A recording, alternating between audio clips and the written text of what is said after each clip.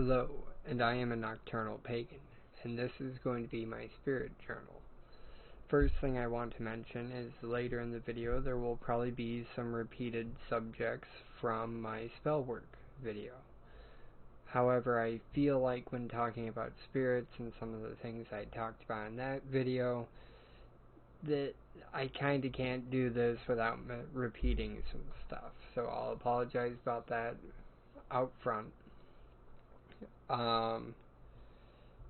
Second of all, why I am calling this the spirit video is because to me what you call a spirit does not matter.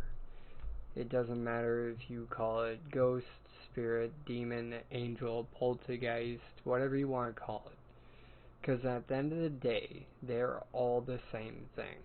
They are a collective, semi-sentient to sentient group of energy.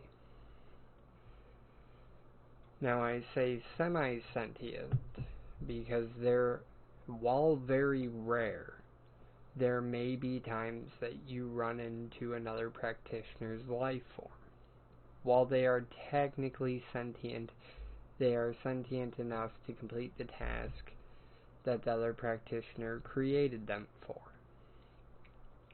And realistically, if you're going to interact with them, is because they have either decided that you are part of the solution to whatever they were created for, or you are in the way of whatever they're trying to do.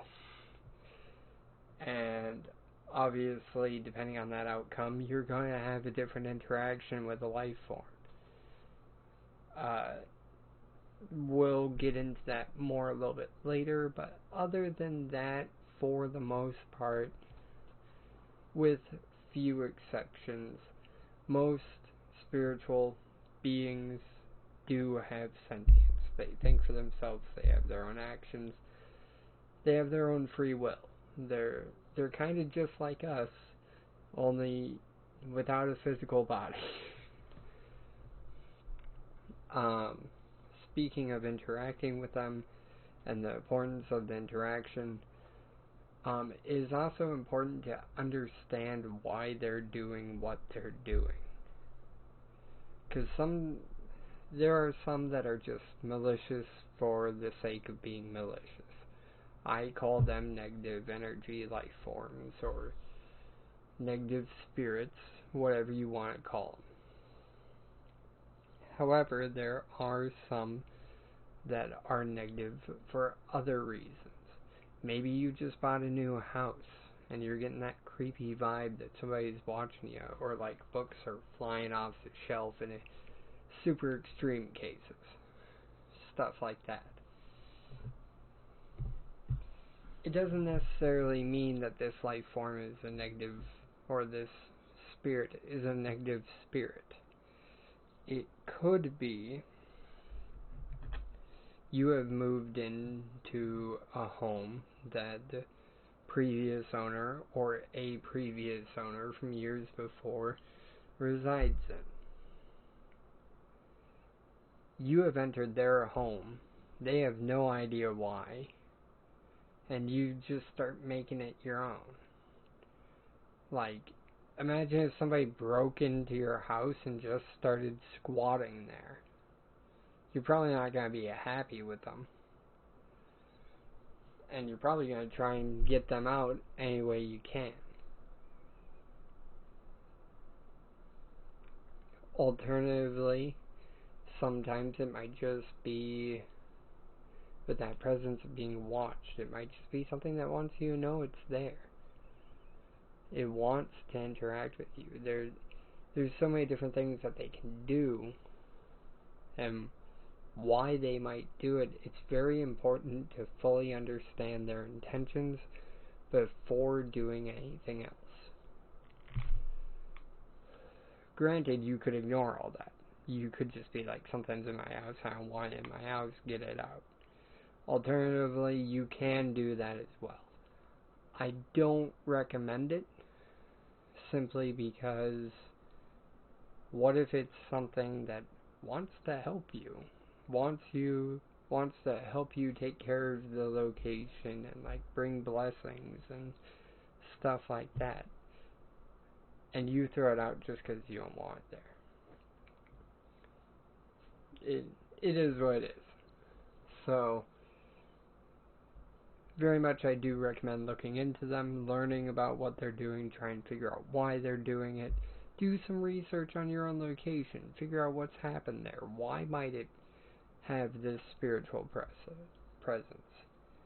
You might be surprised what you find, but in other cases, nothing might pop up. You know, it is what it is. Afterwards, and this is where I'll probably repeat myself for my spell work video, is how to deal with spirits after learning their intentions. And that's very dependent on what they are. If they are friendly, maybe leave an offering out. Nothing major, just something friendly to kind of grow that bond and start working together. If they're hostile and it's because it's their own home, maybe try having a discussion. Again, an offering could work for that situation as well. If they're just being mischievous and you are an experienced enough practitioner, maybe it's worth trying to relocate them to a different location to where their mischievousness doesn't bother you or anyone else who will own that home in the future.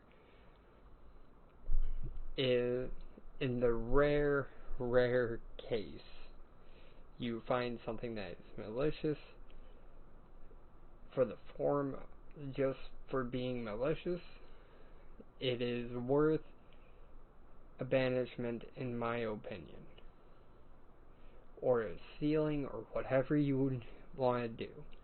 And if you are not comfortable in those things and not comfortable doing those things, I highly recommend reaching out to other practitioners, someone with more experience in the subject and more practice in the subject.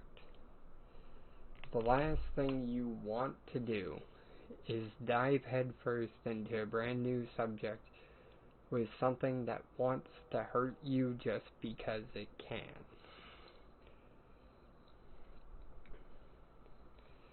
But those are kind of my 2 to 3 little steps on what I do whenever I run into a spirit. Hopefully you guys learned something from this, and hope you enjoyed. Bye.